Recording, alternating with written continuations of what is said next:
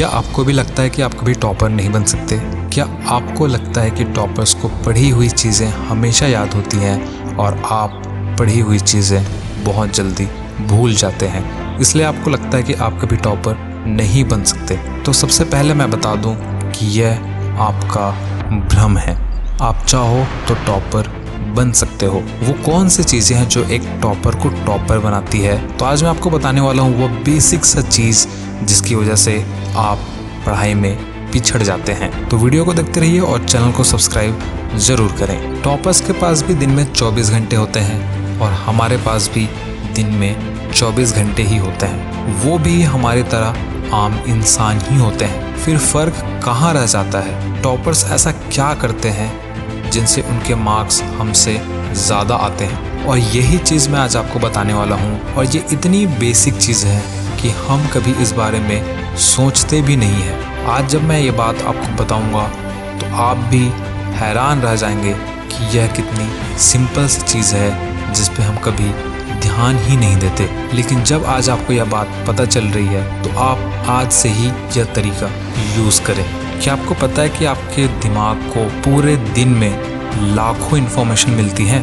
कई इन्फॉर्मेशन तो ऐसी होती हैं जिनके बारे में आपको पता भी नहीं होता है। आपके सामने से न जाने कितनी ही गाड़ियाँ गुजरती हैं जिनकी इन्फॉर्मेशन आपके दिमाग को मिलती है। न जाने कितनी ही आवाज़ें आपके कान सुनते हैं लेकिन आपको पता भी नहीं चलता है। ऐसी न जाने कितनी ही इन्फॉर्मेशन होती हैं जो कि हमारे काम की बिल्कुल भी नहीं होती हैं। आपकी पढ़ी हुई चीज़ें भी तो एक इन्फॉर्मेशन है आपके दिमाग के लिए। अब आपका दिमाग कैसे समझेगा कि कौन सा इन्फॉर्मेशन इम्पोर्टेंट है और कौन सा नहीं? यह बेसिक सा तरीका है जो कि टॉपर्स यूज़ करते हैं। उनको पता होता है कि दिमाग को इन्फॉर्मेशन की इम्पोर्टेंस कैसे बतानी है। आपको सिर्फ एक सिंपल सी चीज़ करनी होती है और वो है आपके माइंड को बताना कि हम जो पढ़ रहे हैं वो इन्फॉर्मेशन हमारे लिए इम्पोर्टेंट है और उसको स्टोर करके रखना है। अब ये होगा कैसे? हमारी पढ़ी हुई चीज़ें भी तो दिन भर की बाकी इन्फॉर्मेशन जैसी ही होती है। अब अगर हमें पढ़ी हुई इन्फॉर्मेशन को अलग करना है, उनको इम्पोर्टेंस देना है, तो एक सबसे इम्पोर्टेंट चीज़ करनी होती है, वो होती है रिपीटेशन। अगर आप पढ़ी हुई चीज़ों को रिपीट करते हैं, रिवाइज करते हैं, तो आपके माइंड को लगता है कि हाँ, यह इन्फॉर्मेशन इम्पॉर्टेंट है और इसको स्टोर करके रखना चाहिए। आपके दिमाग को नहीं पता कि कौन सी इन्फॉर्मेशन सही है, कौन सी इन्फॉर्मेशन झूठ है। आपके माइंड के लिए सारी इन्फॉर्मेशन सही होती है। अब ये आपके ऊपर है कि आप कितनी अच्छी चीज़ें पढ़ते हो, कितनी अच्छी चीज़ें देखते हो और कितनी फालतू चीज़ों से खुद को दूर रख पाते हो। आप अपने डेली रूटीन में चेंजेस लाइए। आप अपने पढ़ाई के तरीके में एक छोटी सी चेंज लाइए। उसके बाद आप देखिए कि आपकी लाइफ कैसे बदलती है। और वो एक छोटी सी चेंज है कि आप पढ़ी हुई चीज़ों को रिपीट करें। आप एक बार पढ़ें, उसको दोबारा रिपीट करें, उसको तीसरी बार रिपीट करें और कोशिश करें कि तुरंत उसकी आप समरी लिखें। कोशिश करें आप एक पेज की समरी लिखें, उसके बाद एक टॉपिक की, उसके बाद पूरे चैप्टर की समरी आप एक पेज पे लिखें। अगर आप ये हैबिट डाल लेते हैं तो यकीन मानिए आपको पढ़ी हुई चीज़ें बहुत ही लंबे समय तक याद रहने वाली हैं। हम सभी के साथ हमेशा यही होता है कि एग्ज़ाम हॉल में हम चीज़ें भूल जाते हैं। इसका कारण यही होता है कि हम चीज़ें रिवाइज नहीं करते और हमारा दिमाग कंफ्यूज हो जाता है कि वो इन्फॉर्मेशन स्टोर करके रखनी है या नहीं। अगर वही चीज़ें आप 2 से 3 बार रिवाइज कर लेते तो आपके माइंड को लगता कि यह इन्फॉर्मेशन इम्पॉर्टेंट है और वह उसको कहीं ना कहीं स्टोर करके ज़रूर रखता, जिसको आप एग्ज़ाम हॉल में ईजिली रिकॉल कर पाते। टॉपर्स बिल्कुल यही करते हैं। उनके नोट्स में आप एक ही यूनिक चीज़ देखेंगे और वो होती है समरी राइटिंग। उनके हर नोट्स में चैप्टर के लास्ट में समरी ज़रूर होती है। जब आप समरी लिखते हैं तो आपके माइंड को ज़ोर लगाना पड़ता है कि आपने क्या क्या पढ़ा है, और जब आप रिकॉल करने की कोशिश करते हैं तो दिमाग जोर लगाता है और वह उन चीज़ों को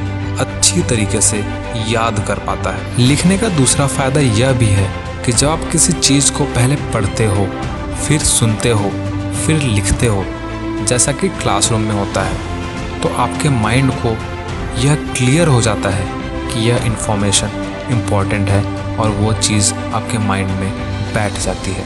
बिल्कुल यही तरीका आप किसी कॉम्पिटिटिव एग्ज़ाम की तैयारी में भी करके देखिए। आप पढ़ी हुई चीज़ें रिवाइज़ कीजिए और फिर उसका समरी लिखिए।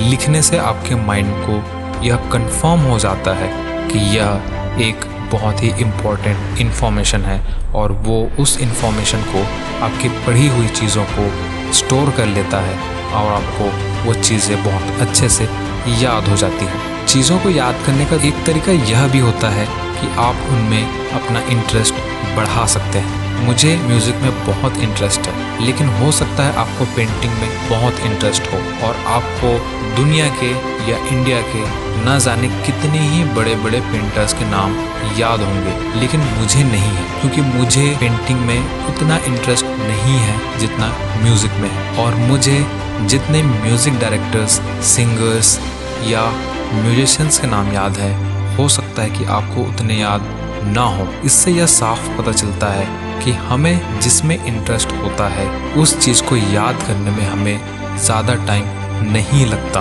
अब बात आती है कि इंटरेस्ट कैसे लें।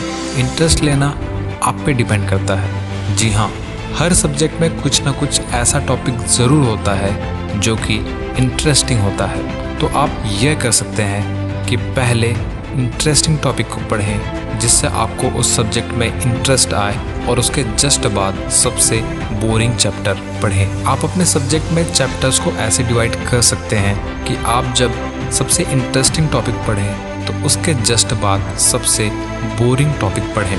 एक और सबसे इम्पॉर्टेंट चीज़ ये भी है कि आप एक सब्जेक्ट में इंटर रिलेटेड चीज़ों को पहले पढ़ें, उनको साथ में पढ़ें। हो सकता है चैप्टर 1, चैप्टर 5, चैप्टर 7 रिलेटेड हो, तो आपको सीक्वेंस में नहीं बल्कि उन 3 चैप्टर्स को एक साथ पढ़ना है। सो आई होप कि आप समझ गए होंगे कि रिवीजन की क्या वैल्यू है और सिर्फ रिवीजन करने की हैबिट आपको एक एवरेज स्टूडेंट से टॉपर बना सकता है। और जो सीक्रेट मैं आज आपको बताने वाला हूँ वो है निमोनिक्स का यूज़। आज हमें हार्ड वर्क के साथ साथ स्मार्ट वर्क की भी बहुत ज़्यादा ज़रूरत होती है। हमें बहुत ही कम टाइम में बहुत बड़ा सिलेबस कंप्लीट करना होता है और उसके लिए जो चीज़ बहुत काम आती है वह होती है निमोनिक्स।